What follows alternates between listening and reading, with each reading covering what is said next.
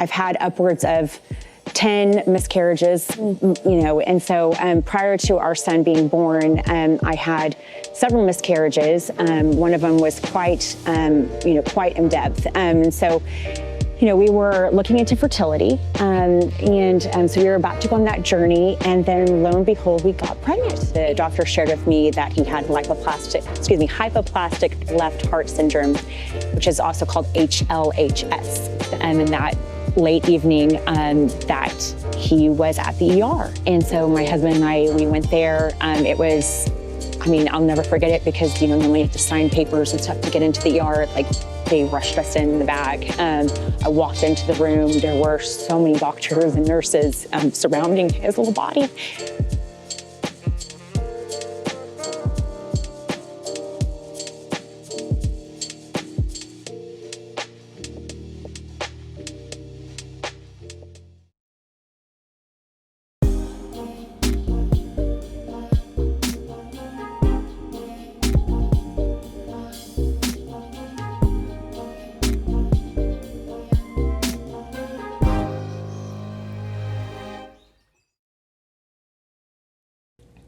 Hi everyone, I'm Jennifer. Welcome to In the Middle, and today's co-hosts are Brit Albin and Nicole Smith, as well as Sarah Hartman. Thank you all so much for being here, and today's guest is such a sweet friend of mine for over 10 years, yes. Elizabeth Wendell. So welcome, ladies. Welcome to In the Middle. Thank you. So Elizabeth, we've known each other for over 10 years, like I said, through the Dallas Cowboys. Yes. So you had quite the fun life there, going to the games, you're around the players.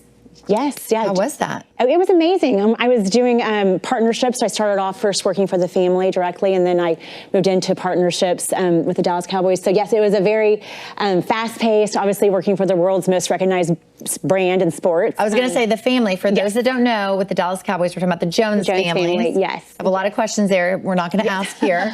We'll do that later. Absolutely wonderful, amazing family. I was very honored to get to work with Jean Jones, who I also have to share and just say, obviously she has, I think just for the ladies here today too, she has such a passion for her community and for children.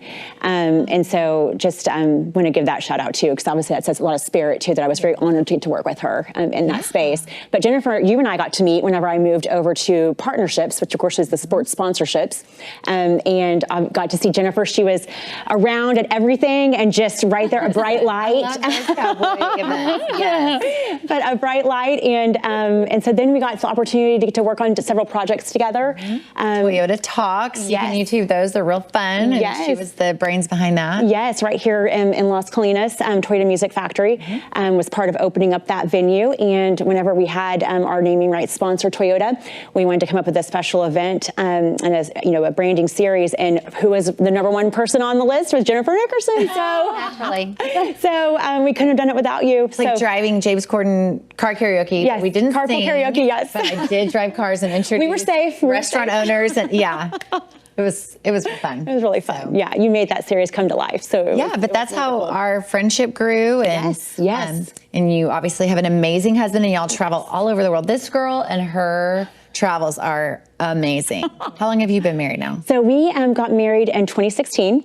May 28th of 2016. May 21st, 2016. Are you? See, I love it. Look at that. I honestly think that's a really good time of the year to get married because it's the only time in Texas. Yes, it is. It's not too hot, and then you're kind of around Memorial Day, which obviously is a really special day to honor, but also a good time to be able to kind of celebrate with your family. So, which speaking of Memorial Day, can we just hit on? Yes, it's your father. Yes, my father. Yes. Can you share? I can. Yes. So my father, who he is in heaven now, but my late father, Lieutenant Colonel John Henry Wendell Jr., he was a prisoner of war in the Vietnam War for 6.5 years, was in captivity. In the Hanoi Hilton. Obviously everybody knows of John McCain. John McCain was there with my father, but my father, he was there longer. He got released after John McCain. So he had 3 children. And a wife whenever he was captured. He flew F-105s. He was a fighter pilot. And so he yes, whenever he got back to the States, it was almost 7 years at that time. His marriage at that time, of course, they didn't know if he was alive for 4 of those 6.5 years. So he had the opportunity to start over new in his life. He went to SMU and was going to get his MBA at that time. Still in the Air Force, met my mom, who was 15 years younger, and they got married. And next thing you know, they had 4 kids in under 5 years. So I'm the 3rd out of 4. So you were literally birthed out of resilience. Yes, yes. In fact, they told the POWs for my father because, obviously they were malnourished. I mean, when he was 135 pounds at, 5'11" for several years. So obviously they shared with them that most of them probably wouldn't be able to have children, but he defied that. Well, yeah, and that is a perfect segue to what we're here to honor and talk about. But first of all, thank you to your father's service and all of that as one who's involved with the military stuff. I mean, it's like our problems are this small compared to what these men go through, and they go through it to give us freedom. Yes. Like we go through problems because we made a stupid choice sometimes, or whatever. And so it's just amazing. So thank you for sharing that. Yeah. And so you're born, you get married to your amazing husband. Yes. And then let's just dive in. Let's talk about why we're here. Yeah, absolutely. Well, we're here today to honor, my late son, John Charles. And we affectionately call him the little boy with 2 first names and 2 last names. So my husband and I got married in 2016. I think like many of us probably share growing up, I'd always, been a babysitter when I was 11 years old, had, it was entrusted by families to have a newborn baby and like 3 toddlers and, taking care of all that. And so I always saw myself as being a mom. So it was a lifelong dream. And so my journey though into motherhood was not easy. I've had upwards of 10 miscarriages, and so prior to our son being born, I had several miscarriages. One of them was quite in depth. And so we were looking into fertility, so we were about to go on that journey, and then lo and behold, we got pregnant. And so we were so excited, over the moon. I was, of course, being at, I was 37 at the time of being pregnant. And so when he was conceived, and so of course I was AMA, advanced maternal age. They treat you like you're 70 years old. Yes, it was a geriatric pregnancy, which I just loved hearing. And so, we had that, kind of, if you will, stacked against us. So the journey, I was, obviously over the moon, so excited when we obviously went through all of our testing. The first part, getting at your 10 weeks, you find out the sex. I had this kind of, fear in me, I would say a little bit, that I kept trying to quell, that is everything okay? Is everything okay? I was reassured that, we're good. We're excited. Everything's looking good. So we got to the 20-week anatomy scan. Of course, I had a work thing, so I delayed it about a week or so. So I was a little bit past that 20 weeks. When we went in, my husband was actually not with me because we just thought it was a routine, exam. And so my doctors, they didn't have a 4D ultrasound at their office. And so they did a great job of not worrying me. But I did get referred to perinatologist because I wanted to be able to see his little face. And so I thought I was just kind of going in to kind of be a little bit extra because I wanted to have a picture of him. And so I told my husband, he was actually in Florida for a work event. And I said, no need to come with me. I'm just, this is an additional, visit that I'm asking for. And so when we found out the news, the doctor shared with me that he had hypoplastic left heart syndrome, which is also called HLHS. It's definitely a mouthful for me to say. And I had never heard of that before. The only thing about heart defects that I'd ever seen, of course, is that, when you're in the restroom of every women's restroom, you see the signs that are up there just to prevent, drinking when you're pregnant. I had not done that. So of course, immediately I'm going through what did I do to cause this? All of those feelings that come flooding in. I'll never forget it. I was in a dark room, there getting this news. It was a lot to take in. I remember the doctor, who was absolutely, amazing. She was a realist for sure, and gave me the data. She, for at that time here in Texas, it was past the 20 weeks. I had 1 day to coming up to the mark for termination in Texas, and so that's something that they were presenting to me, and so I was definitely overwhelmed, to say the least. I mean, I heard, just hearing number one, this diagnosis, number two, tomorrow is the cutoff date if you choose to go that route. And so, immediately I go into like my, past, I was pre-med in college, didn't take that path, but I tried, it was like, okay, let me try to put that hat back on and start studying and researching. So one of my very best friends, Amy, I called her, she dropped everything. She's an attorney. I think she had a case going on that day, and she rushed over to be with me. And the doctors, they actually had, this one amazing nurse who she adopted a baby out of the heart unit, and her name is Holly. And they said, the first thing they said is, you have to meet Holly, and then also you have to meet Dr. Glassow. And so I immediately got over to their office, which was right there on the same campus where I was at Medical City in Dallas. And so we went in, Amy had her notepad, and she was taking furious notes and just copious notes for me. Good friend. And so my husband immediately was getting a flight to get back to me, and so we can so we could start this path of this investigation. And so we took in a lot of data. Obviously, we went back the next day with the doctors, and for us, we did an evaluation for ourselves and an assessment, and looked at the opportunities for that where we were right now, that season in our life, that we had. I had good insurance, I had a job, I had a support. That we felt like that we could make the choice for us, that it was something that we could go forward in for the pregnancy. And so we decided to make that choice for us. And I want to ask a few questions along the way, because you already brought in your friend. Yes, you definitely have to stop me, because I'll. Well, no, but I think it's important for that mom that's so overwhelmed, because I have friends that their husbands disconnect during these times, and then some jump in, and some friends like, I've never had a baby, and how do I be there for a friend who's going through this? So we want to talk about community, obviously.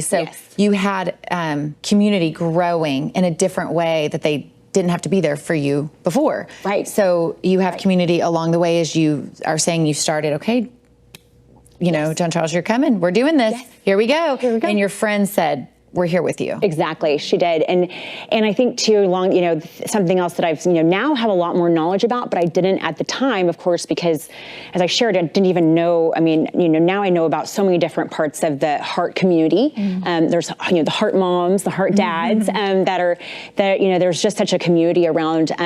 For I know quite a bit about the heart community, but for so many other life-limiting.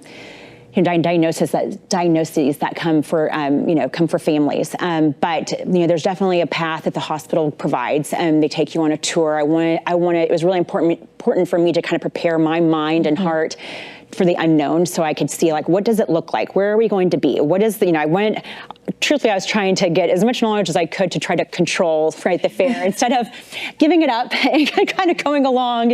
And I think that's kind of human. I think we all go through that probably. And so, but the medical community gives you that. And so, they took us on a tour, kind of to show, obviously what the hospital setting is like. We got to go into the heart unit at Medical City, it's a fabulous community there. And then, of course, to your point, what you were asking, Jennifer, too, is like just the community. That's the thing. I was asking for other moms, other people that I could connect with, so I could understand just what does their life look like.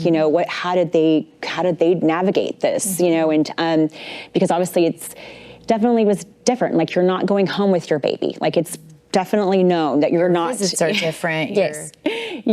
It's not, it's not you might go into the NICU. It's we walked through the scenario multiple times. And in fact, I was so fortunate that my hospital and my doctor, Dr. Kelly Culpepper is my OBGYN, and she's phenomenal. I was very lucky that she was in the Medical City Hospital that had a level 4 NICU. So for me, when I delivered, John Charles wasn't going to another hospital and being transported to another hospital, but that is the case for a lot of moms and a lot of families, because they may deliver at a hospital that doesn't have a NICU to that level.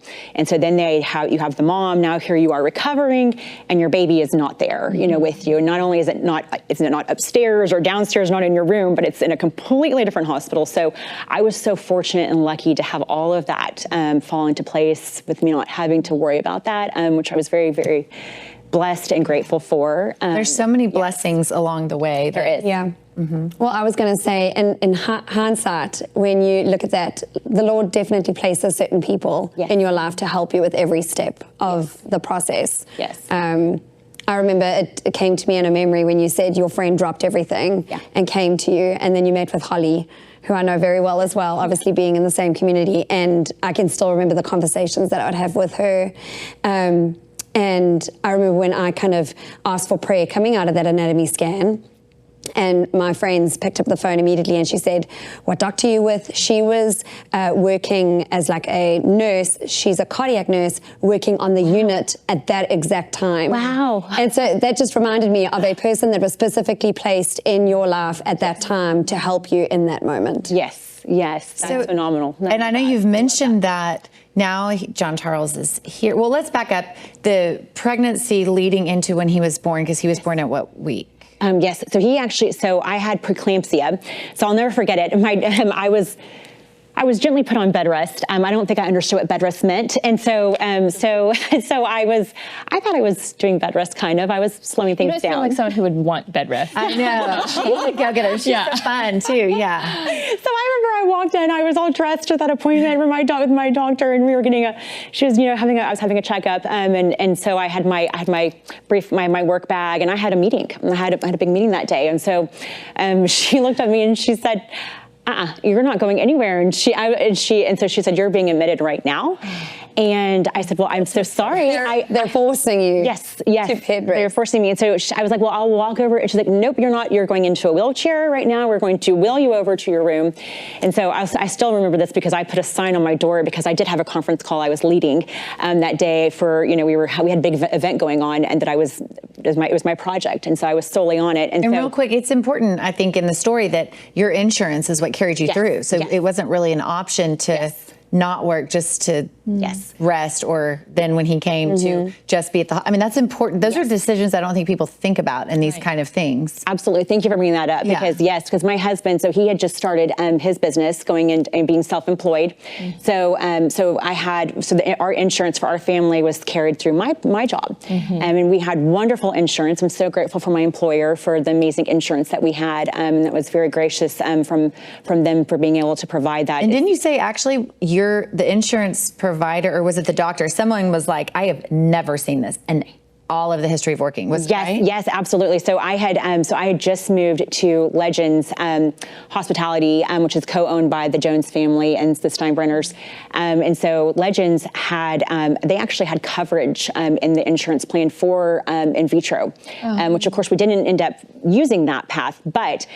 So that just kind of shares a little bit of the amount of coverage and how great it was. Friends, not just the people, but that God put the right insurance in the place that you needed. Yes. It was amazing. Literally, when I had moved, I had transitioned from the Dallas Cowboys over to Legends actually in 2017. Then we got pregnant. And so it was just incredible that, Legends, their headquarters are based in New York and California. And so, so it was, just obviously for some of the, the population, that coverage. So it was just pretty incredible. So I definitely felt so blessed. I was like, wow, that couldn't even plan that better if I had all those resources available to me and within my wheelhouse, which was phenomenal. And really gave me peace of mind in that.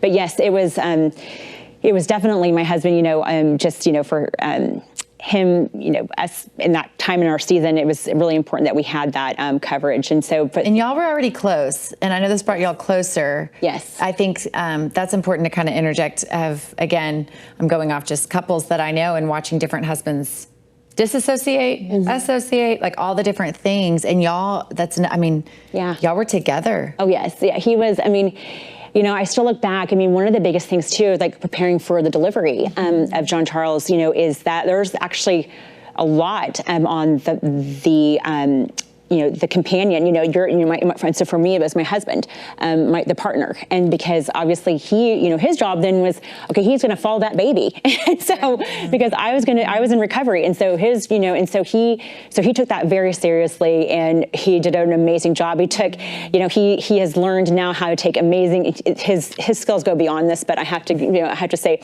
he took amazing videos, had all the angles, got so many of them. So, but beyond that, just right there, my support for me, and just, just, I couldn't have, I couldn't have done it without him. And he was at every appointment with me along the way, researching, and just an incredible partner to me in that. So I'm very lucky and blessed to have that. We've talked with all of this that, and I know that both of y'all can speak to this, of he's here. And just like you mentioned already, the doctor's appointments are not what they're supposed to be, or what ideally, right? And then now your baby's here. You can't even hold your baby like it's supposed to be. No. Yeah. So can we just I know that's like real hard, but I think that's important to talk about that process. Yes. And then the hopes of he's coming out of NICU. No, he's going to stay. No, he's going to come home. No, he's not. Like, let's just go there. Yeah. Thank you. Yeah. That,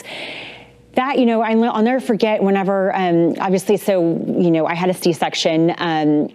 I was in labor, if you will, it was a whole day process. So by the time we delivered, it was in the wee mornings of September 13th. It was, right after midnight. And so we had been going at this since I think 9 a.m. the day before. And so we were, I had not slept a wink. Frank, my husband, actually did a good job. He took some cat naps, so he was bolstered up for the challenge. But there was, we had a lot of specialists in the room. I obviously was, at that point in time, it was a lot for the delivery, and my doctor, Dr. Culpepper, was very reassuring. When John Charles when he was born, I'll never forget it. I was looking up at Frank because, of course, having a C-section, you have a sheet, so you can't see anything, and so I was relying on his reaction to understand what was going on. And of course, I was hoping everything that he was, everything else, we knew about the heart so much, but I was hoping everything else was formed okay too. I didn't know. And so I'll never forget though, the looking at Frank's eyes, and I heard him and he said, "Oh," and you could just hear in his voice, just like, "That's our son," and it was just the most precious thing. And so, he brought him over to me, and I was able to nuzzle with his little face and hold his little hand. But for me at that point in time, it was really hard because I wanted nothing more than to spend so much time with him.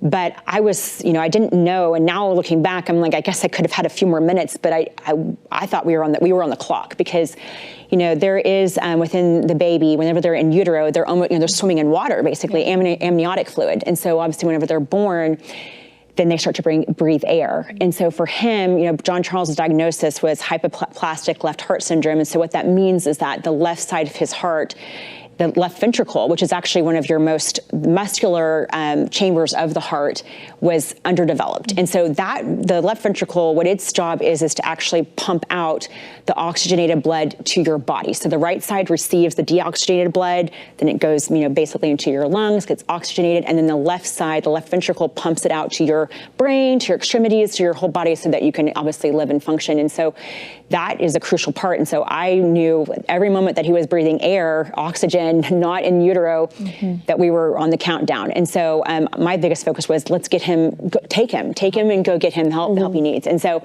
but to your point though, it was hard because, you don't have those moments. And then obviously once he was born, the next morning, I think we said by then it was like 4 a.m. or so. Once you kind of get out of recovery, you get upstairs, then obviously your milk comes in. Yeah. And so then you start pumping, and so but your baby's not there, and so I was going through all of that. And so then once I could get myself kind of to where I could get into the wheelchair and they could wheel me down there, I was actually able to walk. And I really think too, is the strength of him. I have to say the doctors were like, "Wow, you're pretty impressive. You just had a C-section and you're up walking." And, and honestly, it was the mission of going down to see him. And I was like going to get down to see my baby. And so I was able to hold him, which, was a miraculous, and the nurses are just amazing that are in the NICU and then also in the heart units. And because the babies have so many tubes and wires all over them, it is a maze. And they're able to just kind of get all that navigated and put your baby into your arms. And so I got to hold him for a little bit. And then it was another month until I actually got to hold him again. And so, but that, you really have to, you work through and you learn patience, because, then your natural instinct whenever your baby is crying or just, in discomfort is to scoop them up and to console them. And I couldn't do that, and so you have to kind of work through that and have that's faith. A trust. I was about to say, that's a trust in the doctors and nurses. Yes. That obviously they know what they're doing, but at the same time, trusting that they do, because that's your baby and your baby, but they, Yes, and there were so many times, I have to say, throughout the journey, I mean, I knew I needed that village, right? The village and the nurses, they're just incredible. They are, I had, we talked about this earlier, Nicole and I did, just about, just that I'm still friends with a lot of the nurses. I'm friends with them on Facebook. I've seen their lives unfold. Some of them now have babies, and just, it's such a, this has been 5 years since John Charles passed away. And so I consider them all lifelong friends. And, but it's, it's almost like, when you see kind of a babysitter, sometimes that's, maybe you're like, well, I maybe wouldn't hold them that way, or maybe I would have done this, but you have to stop and go, hold on a minute, I need this village. I need this community. And so, thank you for what they're doing. And you know what? It's going to be okay. Yeah. Well, and let's just talk about that, about the power of community, because I know that in talking with you and just knowing the story, that brought you joy and that brought you strength. And there's so many different elements of life that we need community, and the different types of community. Like, you needed nurses then, you didn't need nurses, you don't need them today, you didn't need them before, you needed them then. And just the particular communities that come together at just the right times, like we've been talking about. And I know all of us can speak to that, of the joy that comes from that, and the strength that then can help be joy. But yeah, and they were part of so many firsts. I mean, so, we shared about how, the nurses actually named my son. So his name is John Charles, but his middle name was going to be Charles. First name John, named after my late father. And so one of my best friends, she had made a sign that said John Charles, his first and middle name. And so when I came in to the room one of the mornings, I heard one of the nurses saying, John Charles, and you're just so cute. And I was like, okay, I guess we're going to call him John Charles. And so they... But think about that. The community named your baby. Like, that's so special. Yes, it's so special. I didn't have the heart to say, well, we're just going to call him Baby John, And so, but it was meant to be, and it was so special. Little identity. It does, yes. And then, putting on his clothes. He was 3 months old whenever he got to wear his first onesie. And one of the nurses heard me ask, one of the nurses if we could put on a onesie, and they, because he was just in his diaper. And at that point, it was starting to, all those things you were saving for when they come home to your nursery. I started realizing, it's the now. Right now is what we have to celebrate. Right now, take the moments, do it, have it here. So we got to celebrate putting on his first onesie, got to put clothes on. We went, I had our dog, our beloved dog, Napili. She got to meet John Charles. They brought him outside, right? Yes, so that was so sweet. Yes, that was, I had to really work on the doctors for that. It was, it was when he was 6 months old, actually, and I'm so grateful that I did fight for that too, because that was something that we were able to do for him. But got to take him outside. We went outside twice, and so just finding those parts, to your point about hope, and finding in the journey, it's realizing, okay, you know what, it's not later, it's now. Yeah. And I didn't have that epiphany. It took me some time to get there, to realize that. But I'm really grateful I did. But I love that they highlight that on the unit as well. It's all about collaboration. It's all about getting the parents involved. You do have a voice there. Yes. So even though we do mourn the loss of a lot of the moments that we didn't have, they really try and include us in a lot of moments that maybe other parents may not have had that we had, because they go the extra mile to get us included. Yes. Well, and I want to encourage the mom watching that is maybe there right now and maybe feels alone, or just got the diagnosis, or just the person that's alone, and how, we'll get to now, but like, how would you encourage that person then when they're just like, this can't be real, and you can't do anything about it? I think that's a great question, and it's it's really having a lot of hope and faith, in that, and looking at. There is a purpose. I look back here on John Charles's life and all the community and connections, and the stories, and just that came out of it. But it is a hard journey, and there's no doubt about that, and so, but it's, going into the community, finding, reaching out, asking for the resources, because you can't do it alone. I mean, it's it could be a lonely journey, that is a blessing that comes through it, is just the connections, even if you didn't want, I know for me, I was like, at first, like, well, I'm gonna try to charge through this, and I need a community. Yeah, I needed people. That's what I was going to ask you, because you mentioned control. And for those of us who try to do everything on our own, right? It's hard for us to reach out and say, hey, I'm actually needing help, or I'm actually having a hard time.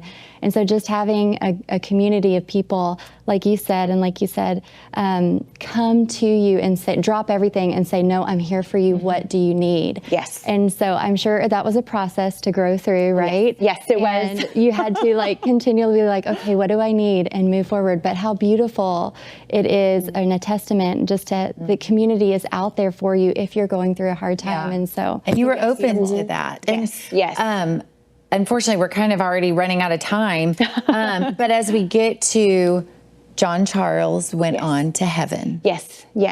And that community that built up, because I went to this baby's funeral in celebration of life. Yes. And it was packed.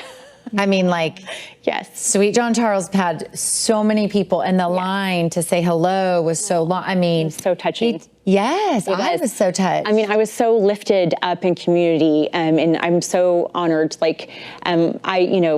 I still have, of course, your angel that you gave me for John Charles, and I have all those things surrounded by me. I mean, he's here with us. He's, for John Charles, his transition, do you want me to share a little bit about that part? Yeah. I mean, if you want to. Yeah, of course. So, we were very close. We were actually on our way. We were in a step-down unit on our way to actually have him come home. And so he had a tracheotomy. And so in addition to his heart condition, he also was born with a cleft palate. So he had a U shape in the top of his hard palate, which also then brought on airway challenges. And so he was unable to breathe on his own. So he had a tracheotomy.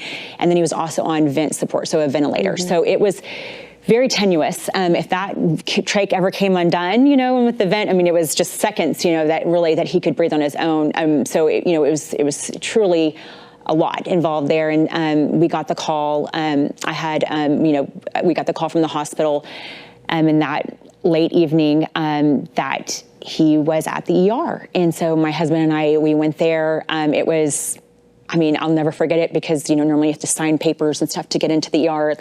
They rushed us in the back. I walked into the room. There were so many doctors and nurses surrounding his little body. But when I walked in, his little eyes, I could see the little sliver. And I do truly believe that he had waited for us to get there. And so then I looked at the doctors, and they couldn't even look me in the eye, and they were crying, and they walked out. And so my husband and I were there. We were so lucky, again, very blessed, that one of our very dear nurses, her name is Jocelyn, was actually on duty that night. And so she was able to rush down and be right there with us, which I can't even imagine going through that moment without her being there. And so we were, all those things had lined up for us. And so I was actually able to hold him for, several hours without all of the tubes and the wires, which was something that, was always really hard for me with all the wires and the tubes. I always was so worried about. I didn't want to hurt him or have anything come loose. And so, I had those moments with him, which I'll never forget, in that community that they had available for us. But to your point, yes, there was such a, it was such a hard time, but such an amazing community that came around me and my husband and our family to support us. There's just such an amazing outreach that you can benefit from, and so that's the thing that I just even still now today, and even here today, this community that all of y'all are here and just continue to lift each other up and support one another, I think is so special in this journey. Well, and as a doula, and you're with these moms and you're walking them through that. So thank you. Yes. And I want to And I know as a mom, as praying for babies, that a lot of the Nobody's waiting prepared and for praying. loss. Yeah, nobody's prepared. And so I want to, as we close, and first of all, actually, let's talk about these beads because it's so special. And you brought them. I did, yes. I didn't know what they were. So tell the viewers what these are. So these beads are actually called, they're courage beads and so I like to say courage beads of hope, but they're beads of courage. And so what they represent, this is actually just a small amount. Actually, there's still twice the amount of that you're seeing here of John Charles for his 7 months of life that he had, and they represent each procedure that he had. And so, I mean, it's kind of overwhelming, honestly, to even conceptualize how many there are that he experienced in his journey. And so, but they're really special to me. And so I have not strung them all yet. I have about 3 strands I've strung, but whenever, I do kind of, go, and I've been, what I've been doing is stringing them, and just kind of as I think about him, and so that'll probably be something I'll continue to do for several years at the pace I'm going, but they're very special. Yes. I love that. And just again, the community, and you have so much joy, and you're so sweet, and just your smile just lights up the room. And so bring in Sarah Hartman, because I know there's so many different groups, and just from the medical community to nonprofits to church ministries to whatever that is needed, but some people don't know where to go. Yeah. And so I have a friend who got connected with the nonprofit you're part of, which I want you to share about, and it just helped her family carry through. It helped her husband who didn't know what to do, and she didn't know what to do, and you just don't know what to do. And so I know, again, there's so many, but I wanted to bring a kind of if someone's watching, they don't know where to go, there's multiple places, look online, but here is one that I've seen with my friend work and help. So can you share a little bit about Able Speaks? Yes, absolutely. So at Able Speaks, we serve families that get a diagnosis in pregnancy. My husband and I were also served by the ministry before I came on staff, and we serve all different types of diagnoses. And so we support families who are carrying that child, and we come in and we provide support during pregnancy. We provide keepsakes, different resources, books, and most of all, we provide the community. So our little saying is support changes stories, because when you have that support, you can understand the joy that's there while also suffering. Those aren't mutually exclusive. You can have both at the same time, and that's not something that I ever understood before being pregnant with our son. And so, which we talked about that, I know, the other day. It's like there's so many clubs of life you never want to be ever. And then you're in it, and then how do you make the most of it? And I know this is not the episode years ago you thought we'd be having, or any of us sitting here with our different situations, but we're in it. And I think one testament to all 5 of us, and there's so many out there as well, we're making the most of the hard, like acknowledging the hard, acknowledging the pain, acknowledging even being frustrated with God. Why? And being okay wrestling with that. Yes. It's okay to wrestle with. Of course. We can question, we can be angry. That's all part of the process. And sometimes you don't find even a full answer. You might not. We're not promised the answers. No. And so knowing like all 5 of us have different whys right now that we don't have answers to. And in this specific situation, you found community with your nurses and other people, obviously. And my friend found it with Able Speak. So I just wanted to leave kind of, as we close, I hate that this went by so fast. I know. When I just, again, want to honor you for sharing the details of your story and honoring John Charles and that face, those cheeks and those eyes and that smile. So cute. It's just so much personality. And, it's not the purpose that you had hoped and waited for, but it's serving the purpose that was intended. And so thank you for sharing. And we just honor him. And also the joy in that his story still brings on. Yeah, just for you, not only for you, but everyone else watching or everyone that you've come into contact with. Yeah. I think that's so important as well. I know that it's 6 years later down the line for us as well, but I know that sharing my story, and I prayed over it a lot at that time, like whatever I decided to share with whoever, that it was for a reason. Yes. And so know that you sharing that today has really definitely shared your joy. Thank you. It helps him live on and continue to speak, which is obviously Able Speaks. Speaks. That's what St. John Charles still speaks. It's from Hebrews 11:4, where it says, even though he's dead, by faith Abel still speaks. Oh, I love that. So He has. I'll just do this last little part. Is that one of his another dear? There's so many of his nurses that are one of his favorite nurses, and so but her name is Berkeley, and she shares with me all the time. That John Charles really propelled her in her career. She's a transport nurse now, and so she said that really he's her passion that drives her, and so and I to your point, Nicole and Sarah, that it just. That he carries on, and that's the thing that you hope for and you wish for, right? And I think for all of us, and even just that we want to make sure that we help each other and make a difference. And so I just am so honored by that. But thank you all for that support. Absolutely, and I know people are going to want to connect, and so I want everyone to give their handles. I want to just give a shout out to Brit that's here, and she has an amazing story and is still praying for children, and that will be an episode in itself. But she has artwork that honors babies that didn't make it to full term or even that had very short term, all the way to those that are still on earth with us. And so you can look up your artwork, and the Raising Arrows series is at. Yes, you can find me on Instagram at Brit Albin Art. And I do the Raising Arrows series, so it's based on Psalm 127, 3-5. So it's all about how children are a heritage and they are gifts from God. And so they've become like modern day family portraits. And my heart is to honor not only the babies living, but the babies that are earth side and heaven side. So it's really beautiful, because I think people, and then you have a fingerprint series as well. That's a beautiful way to honor. Yes, the identity series is something else that God gave me, and it's just honoring whether it's the babies or your parents or whoever it is that you've lost.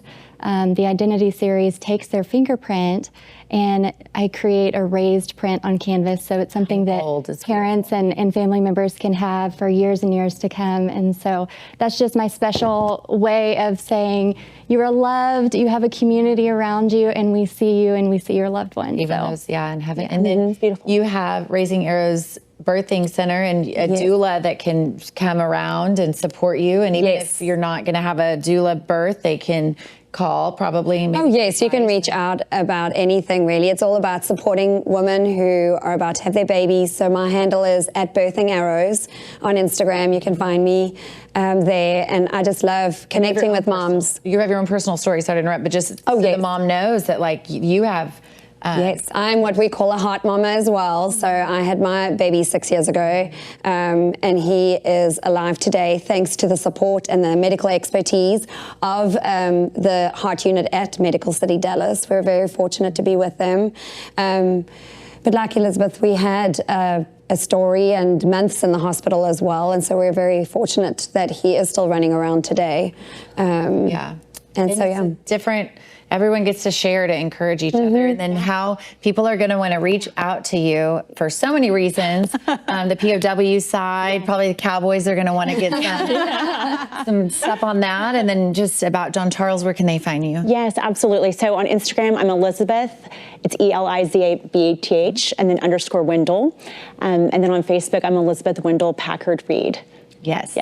And then Sarah, where can we find you, and where can we find Able Speaks? On Instagram at Able Speaks. And if you are a family that is currently walking through a pregnancy that has a diagnosis associated with it, you can find us online at ablespeaks.org. So fill out that form, and I'll be the one to call you or email you back. So you just bring so much peace to this setting. I can't imagine walking through something like that. You're a gift. But again, Elizabeth, you are such a gift. Thank you. Light up a room, and we just honor John Charles and your whole family, and Frank, what an amazing husband. And I love that. And who knows what the future holds? Yes, that's right. So live in the now. Like she was saying, that's so powerful. Whatever your now is, you can make the most of it and lean into community, be community. And thank you, ladies, so much. This was so special. So we're just going to close with always remember that there's laughter, hope, and belonging in the middle. We'll see you next time.